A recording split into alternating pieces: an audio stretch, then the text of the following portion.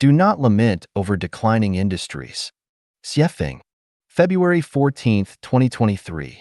Translation edited by Yu. Facts tell us that death is inevitable for everyone, so there is no need to lament over it. Since the ultimate end of life is death, is it necessary to feel sorrow or joy over the losses and gains along life's journey? Absolutely not. History tells us that everything in existence will eventually decline and disappear, so there is no need to get excited or invest too much time and energy into all these things. With mobile phones becoming common, how many people still read newspapers and magazines?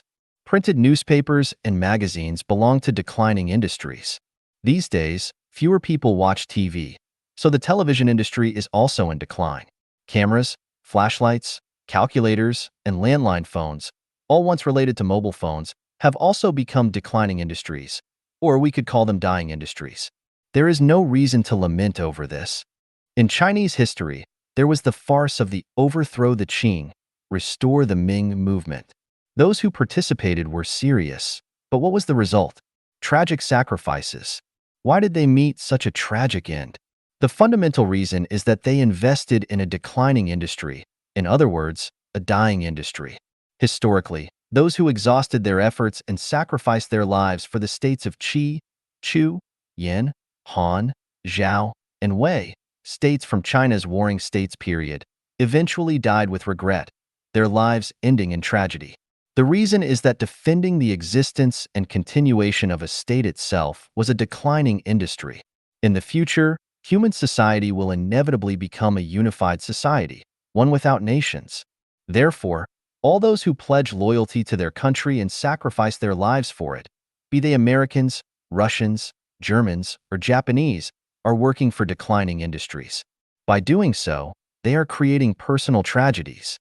Who else is tirelessly striving for declining industries and, in doing so, creating tragedies for their lives?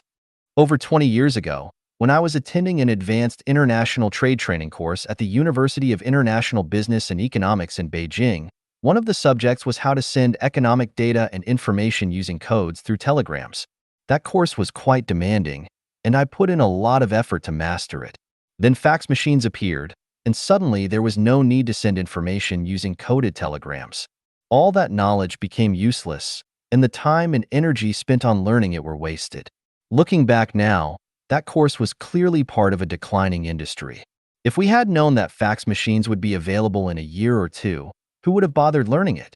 Now, with the rise of ChatGPT, who would still want to spend years studying to become an accountant, lawyer, clerk, or bank employee?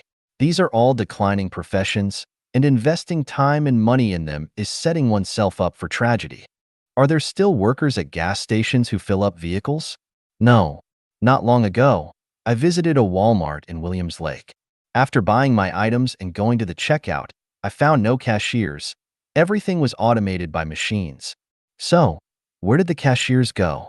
In fact, anyone who exhausts their efforts in pursuit of money, power, status, or fame is wasting their precious time on declining industries, creating their own tragedies. Nature is constantly and dramatically changing, and even whether you will see the sun tomorrow is uncertain. Everything you've worked for could vanish like a popped bubble in an instant.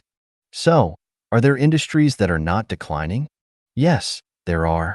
The industries that bring you happiness, joy, freedom, and fulfillment are eternal industries.